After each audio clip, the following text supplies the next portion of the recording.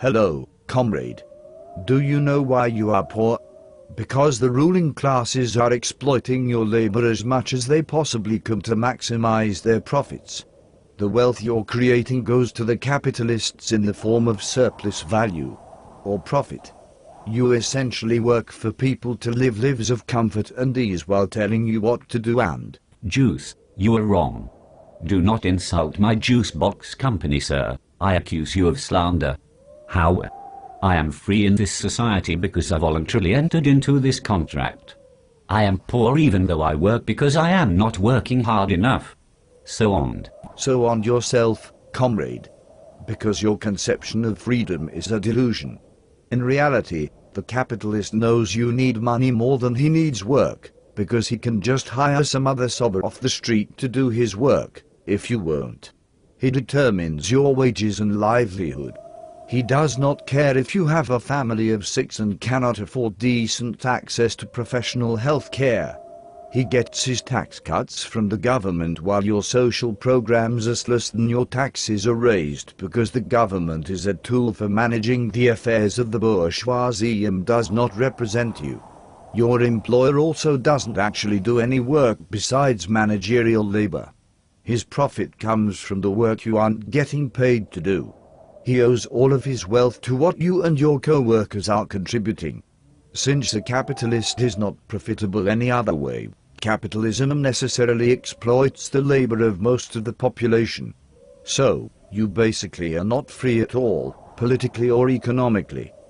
But Milton Friedman told me that the economy is perfect if government simply wouldn't keep interfering with it. If we got rid of the government, the invisible hand would save me and I would be super rich. So on, old sport. Ha ha ha ha ha ha ha ha. Burgese economists are idealists that ignore the labor theory of value so they do not have to argue against the proven fact that labor is exploited in capitalism. Economists of the mainstream also do not understand that capitalism naturally lays down the seeds for its own decay and cannot last forever.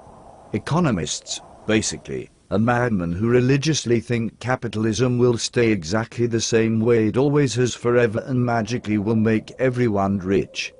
Capitalism is constantly going up and under, and constantly tries to find solutions to its problems which it solves, but in doing so, creates newer problems still that it cannot permanently cure.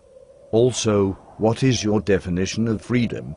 I do not call the freedom of 1% of the population to exploit the other 99% in some way freedom for very many people. So on. Yes, but what is the alternative to capitalism?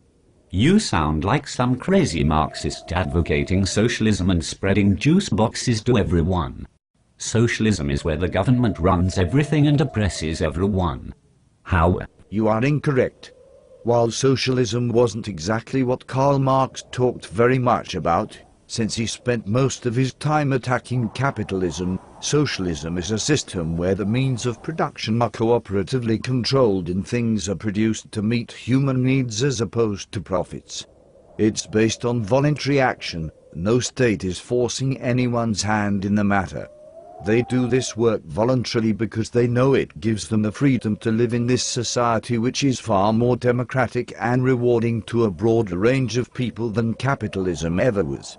It won't be perfect at first, and we won't simply skip from capitalism to communism like it was nothing, but we have to try to reform more and more in the direction of socialism after the capitalist status quo has been overthrown. I agree with you.